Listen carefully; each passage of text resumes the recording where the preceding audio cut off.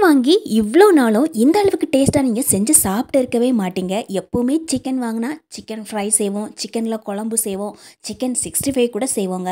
ஆனால் சிக்கனில் இந்த மாதிரி ஒரு தடவை செஞ்சு பாருங்கள். ஒவ்வொரு முறையும் சிக்கன் வாங்கும்போது இது செய்யாமல் விடவே மாட்டீங்க. ரொம்ப டேஸ்டியாக இருக்கும்.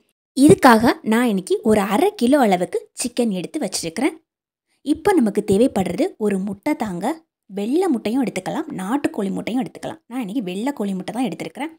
இப்போ இந்த முட்டையை இதில் ஊற்றியாச்சு. இப்போது இதுக்கு தேவையான அளவுக்கு உப்பு சேர்த்துருக்குறேன். 1/2 ஸ்பூன் அளவுக்கு இஞ்சி பூண்டு விழுது சேர்த்துக்கலாம். இப்போ இந்த ஸ்பூன் வச்சு இந்த முட்டையை உடச்சி விட்டுட்டு எல்லாத்துக்கூடையும் நல்லா மிக்ஸ் பண்ணி விட்டுக்கலாம். இப்படி செய்கிறதால முட்டையோட வாடை அடிக்குமோ அப்படின்னு பயப்படவே தேவையில்லை. அந்த மாதிரி எந்த வாடையும் அடிக்காது. நார்மலாக சிக்கன் செய்கிறத விட இந்த மாதிரி செய்யும்போது சிக்கன் இன்னும் நல்லா சாஃப்டாக இருக்கும். அது உங்களுக்கு நான் காமிக்கிறேன் பாருங்கள். முதல்லையே நாம் இந்த சிக்கன் கூட இதை மிக்ஸ் பண்ணி விடும்போது டேஸ்ட்டு நல்லாயிருக்கும். அதனால தான் நம்ம முட்டையை முதல்லையே மிக்ஸ் பண்ணி விட்டுருக்கோம். இப்போது ஒரு தடவை எல்லாத்தையும் நல்லா மிக்ஸ் பண்ணி எடுத்தாச்சு. இப்போ நாம் இந்த சிக்கனுக்கு தேவையான அளவுக்கு காரம் சேர்த்துக்கலாம். மிளகாய்த்தூள் 1/2 ஸ்பூனுக்கு சேர்த்துருக்குறேன். கரம் மசாலா 1/4 ஸ்பூன் சேர்த்துருக்குறேன். சிக்கன் மசாலா 1/4 ஸ்பூன் சேர்த்துருக்குறேங்க. இப்போ நம்ம இதில் கொஞ்சமாக தயிர் சேர்த்துக்கலாம். நல்ல புளிப்பான தயிராக இருந்தால் நீங்கள் 1/2 ஸ்பூன் மட்டும் சேர்த்துக்கோங்க. கடையிலேருந்து வாங்கியிருக்கக்கூடிய தயிராக இருந்தால் 2 ஸ்பூன் சேர்த்துக்கோங்க. இப்போ கை வச்சு பிசைஞ்சு எல்லாத்தையும் நல்லா மிக்ஸ் பண்ணி விட்டுக்கலாங்க. தயிர் இல்லைன்னா அதுக்கு பதிலாக எலுமிச்சப்பழ சாறு கூட சேர்த்துக்கலாம். எலுமிச்சப்பழ சாறு சேர்த்திங்கன்னா ஒரு 4 சொட்டு 5 சொட்டு மட்டும் சேர்த்துக்கோங்க. அதிக அளவு புளிப்பு நம்ம சேர்க்க வேண்டாம். இப்போ எல்லாத்தையும் ஒரு தடவை நல்லா மிக்ஸ் பண்ணி விட்டாச்சு. இதில் நம்ம மூணாவதாக இன்னொரு முக்கியமான ஒரு பொருள் சேர்த்துக்க போகிறோங்க. அதாவது நாம் இதில் சேர்க்க போகிறது சோள மாவு தான். கடையில் நீங்கள் சோள மாவு அப்படின்னு கேட்டிங்கன்னா கொடுப்பாங்க. இதை கார்ன்ஃப்ளவர் அப்படின்னு கூட சொல்லுவாங்க. இந்த சோள மாவில் 1/4 கப் அல்லது 1/2 கப் அந்த அளவுக்கு சேர்த்தா போதும். சோள மாவுக்கு பதிலாக மைதா மாவு கூட சேர்த்துக்கலாம். நான் இன்றைக்கி சோள மாவு தான் சேர்த்துருக்குறேன். சோள மாவு சேர்க்கும்போது இன்னும் நல்லாயிருக்கும் நமக்கு. இப்போ எல்லாத்தையும் இந்த மாவு கூட மிக்ஸ் பண்ணி விட்டுக்கலாங்க. இதை நம்ம மிக்ஸ் பண்ணி விட்டுட்டு ஒரு 10 நிமிஷமாவது டைம் கொடுக்கணும். வீட்டில் இருக்கக்கூடிய ஃப்ரிட்ஜில் நீங்கள் ஒரு 5 நிமிஷம் வச்சுருந்தீங்கன்னா அது கூட போதுமானதாக இருக்கும். நான் இந்த மாதிரி மிக்ஸ் பண்ணி விட்டுட்டு ஒரு 5 நிமிஷத்துக்கு ஃப்ரிட்ஜில் தான் வச்சுருந்தேன். ரொம்ப நேரம்லாம் வைக்க வேண்டாம். ஒரு 5 நிமிஷம் 10 நிமிஷம் அவ்வளோ நேரம் வச்சுருந்தாவே இந்த மசாலா நல்லா ஊறி கிடைக்கும் நமக்கு. வெளியே இருக்கிறத விட கூலிங் படும்போது இன்னும் சீக்கிரமாக ஊறிடும். இப்போது எண்ணெய் நல்லா சூடானதுக்கு அப்புறமா இது எல்லாத்தையும் நம்ம இந்த மாதிரி கொஞ்சம் கொஞ்சமாக போட்டு பொரித்து எடுத்துக்கலாம். நம்ம இந்த மாதிரி பொரிச்சு எடுக்கும்போது டேஸ்ட் நல்லாயிருக்கும், நல்ல கிறிஸ்பியாக இருக்கும்.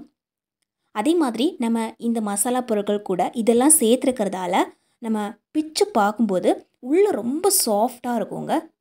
இப்போ எல்லாத்தையும் இந்த மாதிரி நான் ஃப்ரை பண்ணி எடுத்து வச்சுருக்கிறேன். இப்போ இன்னொரு பேட்சாக இன்னும் 2 கரண்டி அளவுக்கு எடுத்து போட்டிருக்கிறேன். இப்போ நம்ம ஒரு பேன் எடுத்து வச்சுக்கலாம். நம்ம எந்த எண்ணெயை ஃப்ரை பண்ணுறதுக்கு யூஸ் பண்ணமோ அதே எண்ணெயில் 1 ஸ்பூன் அளவுக்கு இந்த பேனில் எடுத்து ஊற்றிருக்கிறேன். ஒரு பெரிய வெங்காயம் இந்த மாதிரி பெருசு பெருசாக கட் பண்ணி எடுத்துருக்கிறேன். அதையும் இதில் சேர்த்துருக்குறோம். இப்போ நம்ம ஒரு கேப்சிகம் எடுத்து அதையும் இந்த மாதிரி பெரிய சைஸில் கட் பண்ணி எடுத்து போட்டுக்கலாம். ஒரு தக்காளி எடுத்து அதையும் இந்த மாதிரி கட் பண்ணி எடுத்துருக்கிறேன். தக்காளி பழம் ரொம்ப பழுத்திருந்தது அப்படின்னா கட் பண்ணி உள்ளே இருக்கக்கூடிய அந்த சாரெலாம் எடுத்துட்டு போட்டுக்கோங்க. ரொம்ப பழுக்காத தக்காளி அப்படின்னா கட் பண்ணிவிட்டு அப்படியே நம்ம சேர்த்துக்கலாம். இப்போ இந்த மாதிரி ஒரு முறை நல்லா கிளறி விட்டுக்கலாம். நம்ம சேர்த்துக்கக்கூடிய இந்த கேப்சிகம் சீக்கிரமாக வெந்துடும். கேப்சிகம் ரொம்ப வெந்துடுச்சு அப்படின்னா டேஸ்ட்டு நல்லா இருக்காது. கொஞ்சமாக வேகிற அளவுக்கு நம்ம விட்டு வச்சா போதும். இதுக்கு தேவையான அளவுக்கு உப்பு சேர்த்துட்டு ஒரு முறை நல்லா மிக்ஸ் பண்ணி விட்டுக்கலாம். இது வேகிறதுக்கு ரொம்ப நேரம் ஆகாது. 1 நிமிஷத்துலேருந்து 2 நிமிஷம் வரைக்கும் நம்ம டைம் கொடுத்தா போதும். இப்போது நான் ஒரு 2 நிமிஷத்துக்கு க்ளோஸ் பண்ணி விட்டுறேன். இப்போ நம்ம எடுத்து பார்க்கும்போது எல்லாம் ஓரளவுக்கு வெந்து போயிருக்கும். ரொம்ப வேகிற அளவுக்கு நம்ம விடக்கூடாதுங்க. ஏற்கனவே நம்ம ஃப்ரை பண்ணி வச்சுக்கக்கூடிய இந்த சிக்கன் பீஸுக்களை எல்லாத்தையும் இதில் போட்டுக்கலாம். ஒரு முறை எல்லாத்தையும் நல்லா கிளறி விட்டுக்கலாங்க. இது நமக்கு அப்படியே இருக்கட்டும். இதை ஒரு 2 நிமிஷத்துக்கு மூடி போட்டு அப்படியே விட்டுருங்க. இப்போ நம்ம ஒரு பவுல் எடுத்துக்கலாம். இந்த பவுலில் 2 ஸ்பூனுக்கு கார்ன்ஃப்ளவர் சேர்த்துருக்குறேன். கார்ன்ஃப்ளவருக்கு பதிலாக மைதா மாவு சேர்த்துக்கலாம். ஒரு நுள்ளுக்கு உப்பு சேர்த்துருக்குறேன். கொஞ்சமாக தண்ணி சேர்த்துக்கிறேன். ஒரு 1/4 கப் அளவுக்கு தண்ணி சேர்த்துருக்குறேன். இப்போ எல்லாத்தையும் ஒரு ஸ்பூன் வச்சு மிக்ஸ் பண்ணி எடுத்துக்கோங்க. கொஞ்சம் கூட கட்டி இல்லாமல் மிக்ஸ் பண்ணி எடுத்துக்கணும், அவ்வளோதான்.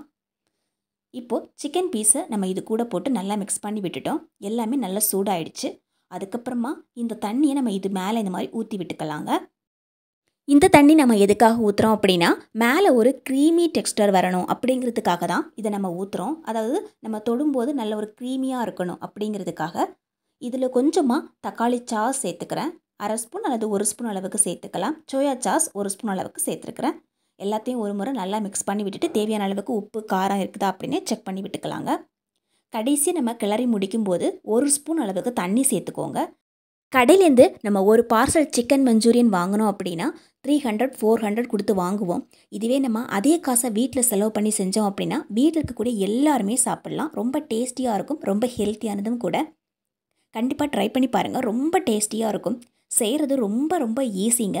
சிக்கன் இப்போ நம்ம பிச்சு பார்க்கலாம் எப்படி இருக்குது பாருங்கள். வெளியே நல்ல க்ரீமியாக ரொம்ப சாஃப்டாக இருக்கும். சாப்பிடும்போது அவ்வளோ சுவையாக இருக்குங்க. இது நம்ம சும்மா இந்த மாதிரி பிளேட்டில் எடுத்து கொடுத்தாவே பிள்ளைங்கள்லாம் அவ்வளோ சூப்பராக எடுத்து சாப்பிடுவாங்க. புரோட்டீன் சத்து அதிகமாக இருக்கக்கூடிய இந்த சிக்கனை வாரத்தில் ஒரு முறையாவது நம்ம குழந்தைங்களுக்கு சமைச்சு கொடுக்கணும்.